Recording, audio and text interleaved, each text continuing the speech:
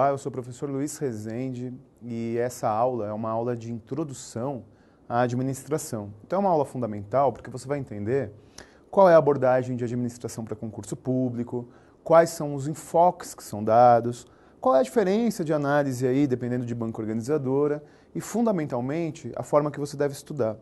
Então, como essa aula é uma aula introdutória, eu quero dar alguns recados para você não se dar mal na hora de estudar administração. Você sabe que a administração ela tem algumas particularidades. E eu estou cansado de ver, nas aulas presenciais, nas aulas do online, alunos que estudaram administração, que se formaram em administração, que fizeram MBA em administração, se enrolarem na hora da prova. E por que isso acontece? Porque a administração é um tema tão perigoso para concurso público, particularmente por duas razões. Quem estuda administração, ou quem trabalha numa empresa privada na área administrativa, trabalha sempre com foco na iniciativa privada. Trabalha sempre com foco no interesse privado dos donos de uma empresa. Já no serviço público, você sabe muito bem que o interesse público é um princípio do serviço público. Portanto, as coisas elas são invertidas. Vou te dar um exemplo. Ao longo do curso, eu vou trabalhar com você algumas ferramentas que são utilizadas de um jeito na iniciativa privada e de outro no serviço público. Então, literalmente, para concurso público, você tem que inverter as ferramentas.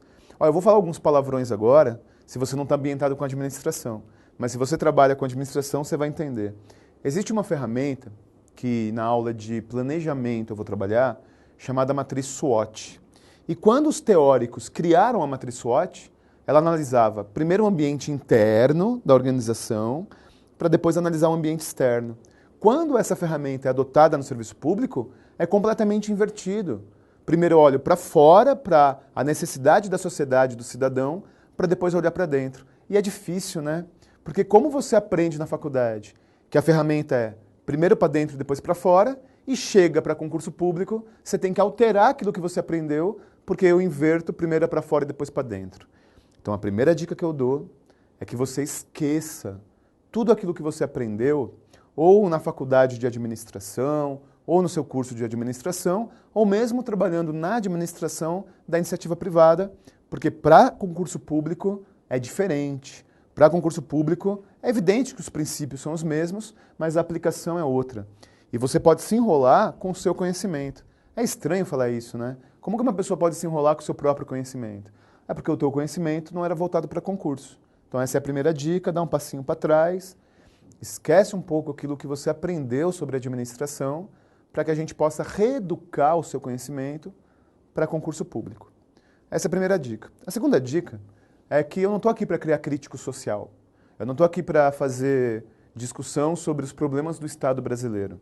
O Estado brasileiro tem muito problema, né? Todos nós somos usuários do serviço público. Você é usuário do serviço público, eu sou usuário do serviço público. E como usuários nós sabemos que existe muito problema.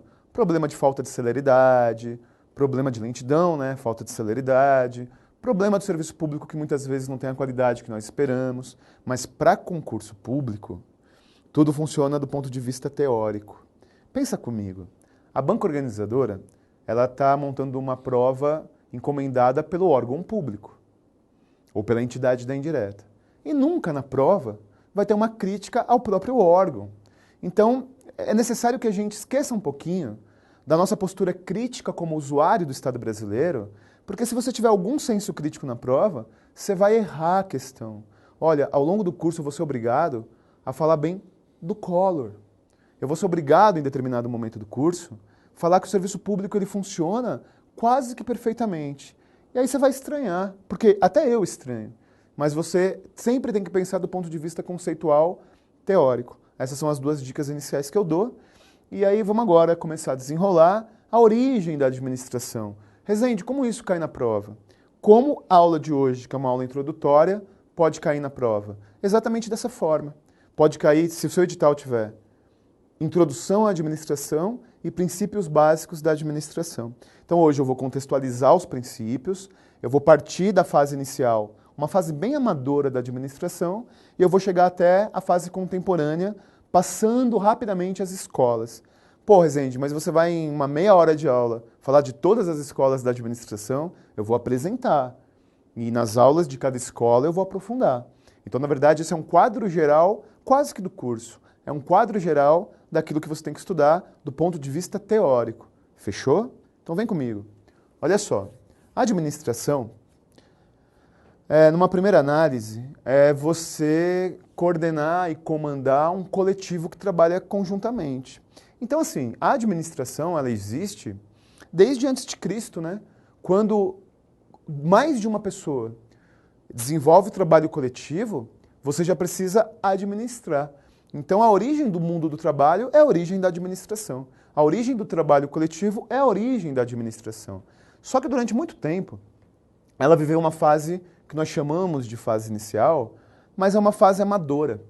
É uma fase em que a administração ela não tinha muita abordagem profissional. Então, qual é a caracterização dessa chamada fase inicial da administração, que começa lá com o trabalho coletivo, séculos e milênios atrás, e vem até o finalzinho dos anos 1800. Ela se caracteriza exatamente por isso, por ser uma tarefa genérica. E o que significa isso na prática? Qualquer um administra. Imagine que eu tenho plantadores de tomate. Então eu tenho vários plantadores de tomate realizando o trabalho coletivo de plantio. A atividade fim é o plantio do tomate. Você concorda que deve existir algum tipo de administração, de controle desse coletivo que planta tomate? Na fase inicial, sendo uma tarefa genérica, qualquer um pode cumprir. Sendo uma tarefa genérica, qualquer pessoa pode controlar os outros, inclusive quem executa a atividade fim. Então tome cuidado, porque esse conceito vai mudar. Esse conceito vai ter uma alteração completa. Afinal de contas, você vai perceber que daqui a pouquinho, com as reformas que existem no pensamento sobre administração, deixa de ser uma tarefa genérica. Então é exatamente isso. É exatamente uma caracterização inicial que qualquer um lá, você pega um dos plantadores de tomate para também administrar. A ideia é essa. A ideia é justamente você pegar qualquer um que executa atividade fim para também administrar. Isso aqui não tinha muito problema, não tinha muita crise quanto a isso. Na verdade, nos séculos passados, isso aqui resolveu o problema. Você pega qualquer um que trabalha, você pega qualquer um que executa atividade fim e controla os demais.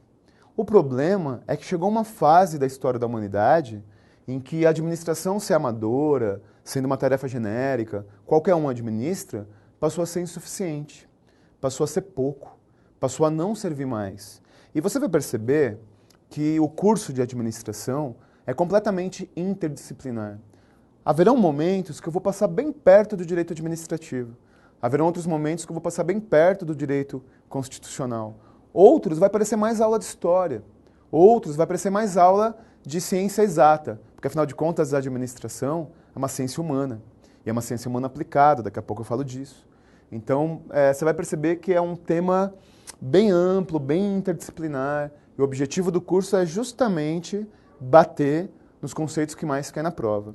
Então, existia essa situação, a fase inicial, e houve um momento da história da humanidade que isso aqui começou a mudar. E que momento foi esse? A segunda Revolução Industrial.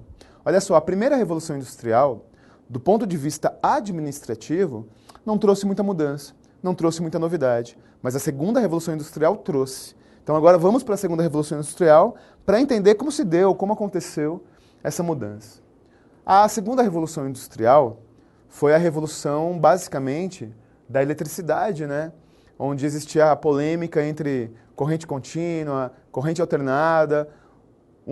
Das figuras que eu sou fã e que eu sempre gostei, que é o Nikola Tesla, né? Que teve a polêmica sobre corrente contínua e corrente alternada. Enfim, a segunda Revolução Industrial foi justamente o momento em que as empresas explodiram, porque começaram a utilizar a eletricidade.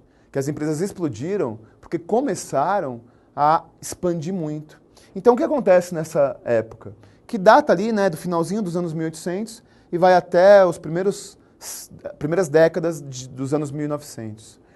Por conta, particularmente, da eletricidade, existe um crescimento absurdo, existe um crescimento desenfreado das organizações, porque a eletricidade permitiu você customizar o trabalho, você industrializar as empresas, as primeiras máquinas e tudo mais. Então existia um crescimento absurdo, as empresas começaram a se tornar gigantes.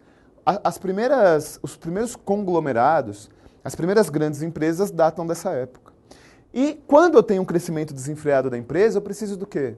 De funcionário, eu preciso de pessoas para trabalhar. E olha que interessante, nessa época, além de existir um crescimento muito grande e, por decorrência, uma oferta muito grande de trabalho, tinha mão de obra abundante.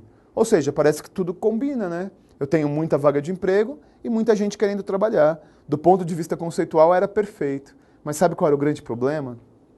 O pagamento do salário era por empreitada. Rezendão, que trem é esse? Eu pago pelo trabalho desenvolvido. Não tem vínculo, não tem relação, não tem continuidade. Olha que absurdo. Imagina se o Alphacom contratasse professores por empreitada. Você contrata um professor, ele dá uma aula, você paga essa aula e ele não volta mais. Como você vai controlar essa pessoa? Então aqui surgiu um baita problema. A situação inicial, a situação amadora da administração que eu apresentei para você, passa a ser insuficiente, passa a não atender mais essa nova realidade. Muita vaga de emprego, muita gente querendo trabalhar, as empresas explodindo de tamanho e potência, e eu pago por empreitada e eu não tenho vínculo trabalhista, eu não tenho relação de controle. Porque você concorda comigo que ser estatutário no serviço público, ser CLT, estar sobre um regime na iniciativa privada ou no serviço público, é uma forma de te controlar? Controlar o horário, controlar a sua produção, controlar as suas férias, e não existia isso. Quer ver um exemplo dessa época que ilustra muito bem? Tem um filme chamado Cinderella Man. No Brasil, chama Luta pela Esperança. Ele é com Russell Crowe, com o cara que fez o Gladiador. Esse filme é um filme baseado numa história real de um lutador de boxe. O apelido dele era Cinderella Man. E ele passou fome, e ele era um cara quase aposentando, ele teve uma chance de lutar pelo título mundial. Assista esse filme porque ele é bem legal, é um filme bacana e tudo mais. Mas nesse filme tem uma cena, porque esse filme ele se passa justamente na crise da Bolsa de Nova York, no crash de 29. E aí na crise da Bolsa de Nova York também existia pagamento por empreitada. E aí tem uma cena genial que é assim, o Russell Crowe, né, tá durão, sem grana, e ele chega numa empresa, e aí tem centenas de homens assim, numa grade, e o gerente da empresa, todo dia de manhã ele vai escolher, hoje você vai trabalhar, hoje você vai trabalhar, você trabalhou ontem, hoje não, hoje é você. Ou seja, olha que absurdo do ponto de vista do pagamento por empreitada. Todo dia o cara da empresa vai até a porta escolher quem vai trabalhar. Imagina no Alphacom, nos cursos presenciais, todo dia de manhã tem um monte de professor na porta e aí alguém escolhe, hoje você vai dar aula, hoje você vai dar aula. Não tem vínculo, não tem relação. Então aqui criou-se uma crise. Aqui criou-se uma crise muito grande sobre a administração, porque aquela fase inicial era insuficiente. Deu para entender? É aí que nascem os primeiros teóricos, porque os primeiros teóricos da administração, eles têm por objetivo resolver esse problema. Os primeiros teóricos da administração têm por objetivo profissionalizar a administração para que ela deixe de ser uma tarefa genérica que não atende mais isso aqui. Então eu vou apresentar para você agora várias escolas da administração, desde as mais clássicas, das mais antigas, que eram dessa época, do início do século passado, que tentavam resolver esse problema, até as abordagens mais contemporâneas. Repito, a minha intenção aqui não é aprofundar nas escolas. Você vai ter aulas particulares, aulas nos próximos blocos sobre isso. Então a ideia é justamente dar um quadro geral, para você ter um mapa geral, e cada teórico que eu for citar, caso esteja no seu edital, é evidente, vai ter uma aula particular sobre isso. Então agora eu vou para a abordagem moderna da administração, que data do pós-Segunda Revolução Industrial, ali do pré-Segunda Guerra Mundial. Então, historicamente, esses teóricos começam a desenvolver as suas teorias no finalzinho da Primeira Guerra Mundial, ou mesmo enquanto rola a Primeira Guerra Mundial, e ali um pouco antes da Segunda Guerra Mundial. E aí eu vou pontuar para você mais uma coisa importante. Nessa época, quando os primeiros teóricos começam a desenvolver a questão da necessidade de atualizar a administração, já que aquela fase inicial era completamente insuficiente, a administração se torna o que nós conhecemos hoje. uma ciência humana aplicada. O que significa afirmar que a administração é uma ciência humana aplicada? Significa que, como ciência humana, ela analisa teoricamente o mundo do trabalho. Só que ela não é filosofia. Ela não desculpem os filósofos, né, um exemplo. Ela não é apenas filosofia. Ela não analisa o mundo do trabalho para filosofar. Ela analisa o mundo do trabalho para dar soluções e apresentar ferramentas. Então, nesse momento, através das escolas que eu vou introduzir para você agora, a administração se torna o que nós conhecemos hoje, é a chamada administração moderna, que data ali, como eu disse, da segunda Revolução Industrial, que é uma ciência humana aplicada. Eu estudo teoricamente o mundo do trabalho e eu sugiro ferramentas. E isso que eu vou dizer agora é muito importante. Toda aula, todo tema, todo estudo de administração, você tem que parar e pensar assim, mas qual é a ferramenta para isso? Ah, gestão de pessoas, qual é a ferramenta? Produtividade, qual é a ferramenta? Projetos, qual é a ferramenta? Porque sendo uma ciência humana aplicada, você pensa a teoria e vai para a prática. Pensa a teoria e vai para a prática. Então vamos às escolas apresentar de forma introdutória para você. Bom, a administração moderna, ela tem várias escolas. E cuidado, olha, esse é o primeiro pulo do gato do Resendão. Você vai ter vários pulos do gato. O que é pulo do gato, Resendão? O pulo do gato é a super dica que, se você ficar esperto, você vai obter vantagem competitiva na hora da prova. O pulo do gato é aquela dica que geralmente é uma pegadinha que a banca organizadora se utiliza, que, se você ficar esperto, você está um passo à frente. Pulo do gato. A administração moderna, ela tem teorias e escolas, e esse é o pulo do gato. Na hora da prova, no final da aula de hoje eu vou realizar os exercícios, você vai perceber que uma coisa, por exemplo, é a escola clássica. Outra coisa é a teoria clássica. Então, escola é uma coisa, teoria é outra. Olha só. A escola clássica, ela congrega os dois primeiros teóricos da administração. Os dois teóricos que são os pais da administração. Muita gente diz que o pai da administração é o Fayol, muita gente diz que o pai é o Frederick Taylor, mas eles dividem a paternidade, digamos assim. Porque a escola clássica, ela começou a ser desenvolvida justamente nessa época, no início do século passado. Então, assim, ó, o Henri Fayol, ele desenvolveu a teoria clássica. E o Frederick Taylor, ele desenvolveu a teoria científica. Então, a escola clássica é composta de duas teorias. A teoria clássica e a teoria científica. Eu não vou particularizar nem a teoria clássica, nem a teoria científica, porque a ideia não é essa. A ideia é apresentar quadro geral para você do que é a escola clássica que congrega esses dois teóricos. Primeiro conceito. A organização é um sistema fechado. Ela não tem a necessidade de olhar para o ambiente. Ela não tem a necessidade de olhar para o meio. Ela é autossuficiente. Ela não precisa depender do mercado, dos concorrentes, dos fornecedores e do cliente. Ela oferece o produto e o cliente que vem até ela. Então, o sistema fechado é uma importante característica da escola clássica. Outra característica é o fato de a escola clássica entender o ser humano como um ser meramente comercial, econômico, onde a minha demanda, a minha motivação é só pelo vil metal, só pela grana. Eu não tenho motivações sociais, eu não tenho sonhos de crescimento profissional, eu não tenho desejos pessoais no mundo do trabalho, eu só me motivo por grana. Então ela é caracterizada como um sistema formal, como um sistema vertical, como um sistema que não tem flexibilidade, como um sistema rígido e pela divisão muito clara de funções, tarefas e atividades. Então essas características são as características gerais da escola clássica e, como eu comentei com você, em aulas posteriores eu vou desenvolver a teoria clássica e a teoria científica. A próxima escola é, na minha opinião, a mais importante. Por que é a mais importante? Porque é a que mais cai em concurso.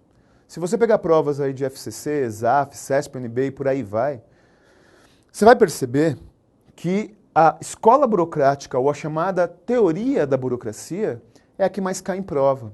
Porque o Max Weber é o pai da sociologia, né? O Max Weber ele foi um dos principais teóricos que criou a sociologia moderna. Mas ele também pensava o mundo do trabalho.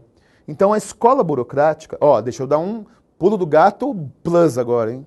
Muita gente equivocadamente vinculam Max Weber a esses dois teóricos na escola clássica. E isso, na literatura atual, não é assim. Para concurso público, não é assim. Então, o Weber, apesar de ter vários pontos em comum com a escola clássica, ele faz parte de uma análise separada. O Max Weber ele influencia tanto o Estado brasileiro que você vai encontrar várias palavras que eu vou citar agora na Constituição Federal. Porque o Max Weber é o cara da rigidez. O Max Weber é o cara da regra. É o cara em que tudo tem uma função definida. É o cara que introduziu no mundo do trabalho o princípio da legalidade, o princípio da impessoalidade. É isso mesmo. Artigo 37 da Constituição Federal, princípios da administração pública. É ele que criou o conceito da meritocracia weberiana. Ou seja, eu sou promovido através da comparação de desempenho, que é, na verdade, a origem do concurso público. Na aula de Weber eu vou desenvolver. É ele que criou o conceito do racionalismo decisório. Então, Max Weber é o cara que criou o conceito da regra da rigidez do controle. Portanto, ele é muito importante, porque a Constituição de 88, em particular, é muito influenciada pelo chamado weberianismo. Deu para entender? Vem comigo, vamos continuar as escolas e os teóricos. Olha só, a escola neoclássica, ela é um problema, porque ela é meio que uma geleia. Ela é meio que, por exemplo, nas outras escolas, os teóricos eles se reivindicavam da escola. Para você ter uma ideia, o Frederick Taylor, que é da escola científica, da teoria científica e da escola clássica, ele escreveu um livro chamado Bases da Teoria Científica. Ou seja, ele já sabia o que ele estava fazendo. Ele já sabia que ele seria parte, ele seria o mentor de uma escola. Esses aqui não. A escola neoclássica, nem os teóricos se reivindicam como tal. Então a escola neoclássica, por que ela é chamada de escola? Porque aqui já é no pós-guerra. Ó, é uma evolução, hein? É uma evolução histórica aqui. O Taylor, o Weber, o Fayol são do início do século passado. Já os neoclássicos são do pós-guerra. São ali dos anos 50, dos anos 60. Então os neoclássicos, eles entendem a importância dos clássicos. Eles entendem a importância do Fayol e do Taylor, mas eles questionam algumas coisas. Então a caracterização dos neoclássicos, em que o Peter Drucker é o principal teórico, daqui a pouco eu volto a ele. Então sempre que cai na prova o termo neoclássico, o Peter Drucker é o principal teórico. E os neoclássicos, eles, por que tem esse nome, né? Neoclássicos. Porque eles não renegam completamente os clássicos, mas eles atualizam. Eles entendem que existe uma necessidade de você modernizar o pensamento clássico, de você atualizar o pensamento clássico, e é por isso que os neoclássicos se caracterizam como tal. Bom, a próxima escola é a escola japonesa, desenvolvida por um americano, mas tudo bem, coisas da vida, né? O Deming, ele é um americano, e o Deming, ele foi para o Japão no pós-guerra. Você sabe muito bem, você estuda história, né? O Japão ele foi devastado no pós-guerra por conta da opção na época do governo japonês de se alinhar à Alemanha, à Itália e tudo mais na Segunda Guerra Mundial. Então as bombas nucleares e o embargo econômico ao Japão destruíram a indústria japonesa. E o Deming foi para o Japão com uma tarefa de reconstruir a indústria japonesa. E, meu chapa, numa boa, o cara fez sucesso, né? Porque hoje em dia o Japão é uma das potências industriais, é uma das maiores economias do mundo. O Deming, ele criou 14 princípios que na aula apropriada eu desenvolvo, mas esses 14 princípios que o Deming criou, basicamente para levantar a indústria automobilística e a indústria da eletroeletrônica, ele estava baseado em duas premissas. A premissa do treinamento constante, a premissa do treinamento no próprio local de trabalho e a premissa da qualidade. Então o Deming, ele introduz, por exemplo, uma ferramenta que vai ser muito importante para o seu curso, uma ferramenta de qualidade, chamada ciclo PDCA, que nem foi ele que criou, mas como ele introduziu na indústria japonesa, muita gente conhece como ciclo de Deming. Não se preocupe agora, na aula de qualidade eu vou desenvolver, mas é só uma apresentação das escolas como eu citei para você. E a escola japonesa é a escola do treinamento no local de trabalho e da qualidade contínua. Tranquilo? Bom, depois tem uma escola muito importante, que cada vez é mais importante para concurso público, que é a escola das relações humanas. A escola das relações humanas, particularmente, é do Elton Mayo. O Elton Mayo é o grande teórico das relações humanas da escola comportamental. Então, o que a escola comportamental pensa? Necessidades humanas, relação do ser humano no mundo do trabalho, como lidar com o ser humano, como motivar o ser humano, como fazer o ser humano produzir mais, alinhando necessidades da organização a necessidades individuais e pessoais. Então, Elton Mayo é o grande teórico, só que no pensamento sobre as relações humanas, existe uma importante influência para concurso público e no mundo administrativo do Maslow, que criou algo que você já ouviu falar, que é a pirâmide das necessidades humanas. Então, a pirâmide das necessidades humanas diz quais são as necessidades crescentes do ser humano no mundo do trabalho, e também o Herzberg, que meio que questiona se todas as necessidades do Maslow são motivacionais. E ele criou a teoria bifatorial, a teoria dos dois fatores, em que algumas coisas não motivam e outras motivam. Ele divide entre elementos higiênicos e motivacionais. Isso é só uma introdução, depois eu desenrolo. E para terminar, vamos para as escolas mais atuais. Quando eu falo atual, não é de ontem, é das últimas décadas. Que é a abordagem sistêmica do Ludwig Berdovin. Então, como eu não sei escrever o maldito nome dele em alemão, eu só mandei um Ludwig, mas aí no material tem o nome completo. O Ludwig von Berdovin, ele é um biólogo, interessante isso, né? Um biólogo, ele é um importante teórico do mundo do trabalho. A abordagem sistêmica é uma abordagem polêmica. Ele criou a teoria geral dos sistemas, que parte da premissa que tudo tem relação, que tudo tem interdependência, que a organização é um sistema aberto. Eu preciso interagir com o meu meio.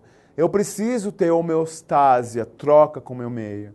Então, ele tem um conceito que não deveria existir ciências exatas, humanas e biológicas. Deveria existir o mundo do trabalho, deveria existir o pensamento humano, e as coisas têm inter-relação. Abordagem sistêmica. E para terminar, a abordagem contemporânea, a abordagem dos teóricos mais atuais, a abordagem dos teóricos que eles pensam a vantagem competitiva, a globalização, e desses se destacam para concurso público o Drucker, que eu já citei, dos neoclássicos, e o Michael Porter, que ganhou o prêmio Nobel de Economia e faliu a empresa dele. Mas tudo bem, coisas da vida, né? Tem presidente aí que ganhou o prêmio Nobel da Paz e fez guerra? Peter Drucker. Ele criou o conceito da globalização nas empresas e é o principal influenciador dos neoclássicos.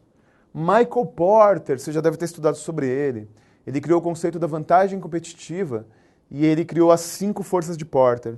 5 forças, 3 positivas e 2 negativas, que se uma empresa dominar, ela tem vantagem. Essa é a introdução das escolas que eu vou desenvolver no momento correto. Deixa eu falar uma coisa para você. Se acostume, se você começou a ter meu curso agora, se você começou a ser meu aluno agora, você vai se acostumar muito com uma frase que um velho revolucionário dizia: a prática é o critério da verdade. E por que a prática é o critério da verdade? Porque não adianta nada ficar só de mimimi, ficar só com teoria, se eu não apresentar para você que isso cai na prova. Você tem que verificar como isso cai numa prova. Você tem que verificar qual é a forma que as bancas organizadoras abordam esses temas introdutórios. Então vamos para os exercícios, você tem aí no seu material, vem comigo que eu vou desenrolar para você as questões. Vou começar com questõezinhas de múltipla escolha, né? Padrão FCC, padrão ESAF, e depois eu vou para 3 questõezinhas da CESP-UNB, que é para justamente eu conseguir particularizar qual a diferença entre uma banca e outra. Então vamos lá, vamos imediatamente para a leitura da primeira questão. Primeira questão. Considere os 2 argumentos abaixo, referentes às teorias à administração e os resultados esperados e aplicados na sua teoria. Então, o 1 é a administração científica, o 2 é a neoclássica e a 3 é a escola das relações humanas. Então eu tenho alternativa A, satisfação, alternativa A não, definição A, satisfação do operário. A definição B, eficiência e eficácia. A afirmação C, máxima eficiência. A correlação correta dos 2 agrupamentos é, só pelo que eu pontuei para você, só pelo que eu expliquei de forma introdutória para você. Dá para caracterizar? Dá para saber exatamente qual é qual? Então vamos analisar. Olha lá, a correlação correta dos agrupamentos é, vamos agrupar para facilitar. A administração científica, Taylor, que faz parte da escola clássica, tem a ver com satisfação do operário, tem a ver com eficiência e eficácia, ou tem a ver com máxima eficiência? Máxima eficiência, porque eu divido o mundo do trabalho, eu sou rígido, eu sou vertical e eu procuro máximos resultados. Depois, teoria neoclássica. Tem a ver com a satisfação do operário ou com eficiência e eficácia? Eficiência e eficácia. Eu vou trabalhar muito essas duas palavras, mas eficiência e eficácia guarda a relação com a teoria neoclássica. E, finalmente, a escola das relações humanas, que pensa a satisfação, o bem-estar, e é justamente a satisfação do operário. Então, a relação que nós temos é 1C, 2B e 3A. Então, 1C, 2B e 3A consta na alternativa E. Então, a primeira questão, alternativa E. Vamos imediatamente para a próxima questão. Ora, bom, que banca organizadora começa com a palavra ora? Só pode ser a FCC, né? Ora, entre vários métodos e instrumentos utilizados em cada operação, há sempre um método mais rápido e um instrumento melhor que os demais. Estes métodos e instrumentos melhores podem ser encontrados, bem como aperfeiçoados, na análise científica de todos aqueles em uso, justamente com um acurado e minucioso estudo do tempo. Isto acarreta a gradual substituição dos métodos empíricos pelos científicos, em todas as artes mecânicas. O enxerto acima se refere, respectivamente, à escola e ao autor. Olha que questão canalha, olha que questão mau caráter. Ela fala da teoria e pergunta da escola. É esse tipo de questão que você tem que ficar esperto. É esse tipo de questão que você tem que ficar atento para não cair. Então, qual é a escola da teoria científica? Você sabe, eu comentei com você. Alternativa A, sistêmica do Ludwig Bertolfen? Não, isso não tem a ver com a teoria científica. B, japonesa do Deming? Aqui a relação está correta. Só não tem correção com o enunciado. C, neoclássica do Peter Drucker? Não. D, escola clássica de Frederick Taylor. Então você percebeu que se a questão falasse de teoria estaria errado, mas como ela fala de escola, atenção, a escola clássica compõe duas teorias. A teoria clássica do Fayol e a teoria científica do Frederick Taylor. Portanto, essa é a alternativa correta. A E é interessante. Você tem que utilizar as questões para anotar conteúdo também, hein? Alternativas A, B, C e D apresentam corretamente o teórico e a escola, menos a E. A E fala que o Fayol é da teoria da escola comportamental. Mentira! O Fayol também é da escola clássica. Então a alternativa correta, D. E agora, eu vou para as questões CESP e UNB, né, que são Banco Central, meus queridos alunos de carreiras policiais, a rapaziada aí que está buscando a ANP, a PRF, para o pessoal que presta tribunais, que tem muito CESP e UNB, e INSS, a CESP e UNB, ela cada vez mais cresce, né? Então vamos para cima, questõezinhas do tipo certo e errado. Próxima questão. O princípio da divisão do trabalho, estabelecido pela escola clássica, consiste na criação de uma unidade de comando e uma unidade de direção para cada equipe de trabalho. O que eu falei para você sobre a escola clássica? Verticalização, rigidez. Unidade não é uma em cada, unidade é único. Então aqui tem um erro conceitual. A escola clássica não cria uma unidade de comando para cada unidade, é uma unidade de comando para toda a organização. Portanto, alternativa erradíssima. Próxima questão. No início do século passado, a escola clássica da administração foi sobreposta pela escola comportamental, a qual estuda a relação entre colaborador e trabalho. Em primeiro lugar, a escola clássica do Fayol e do Taylor foi desenvolvida no início do século passado. Portanto, ela não foi suplantada, ela não foi sobreposta, como diz aqui. Rezende, o que é essa escola comportamental? É a escola das relações humanas, é a escola do Elton Mayo, do Maslow, do Herzberg. Então, está errado. No início do século passado, a escola clássica ela foi introduzida no mundo do trabalho e não sobreposta. Portanto, errado também. Próxima questão. Com o advento da abordagem sistêmica, que priorizou aspectos formais de autoridade e hierarquia, surgiu a preocupação com a racionalidade das leis. Tal abordagem pressupõe a existência de um sistema dinâmico, com processos que interligam os componentes, transformando-os em saídas. Olha só que questão importante. Por que eu falo muito termos? Por que eu uso muito terminologia? Para você saber que tal palavra é vinculado a tal teoria. O que eu falei sobre a escola burocrática? Racionalismo, lei, rigidez, não tem nada a ver com a escola sistêmica. A escola sistêmica é o contrário disso, é da flexibilidade, das relações não formais, que é do tal Ludwig van Beethoven. Então, errado também. Olha só, espero que você tenha gostado da aula. Foi uma aula em que o tema foi introdução e criação da atual administração pública. Muito obrigado pela sua paciência, pela sua presença. Estou à disposição dos teus estudos até o momento em que você toma posse e iniciar exercício. Força e honra. Até a próxima.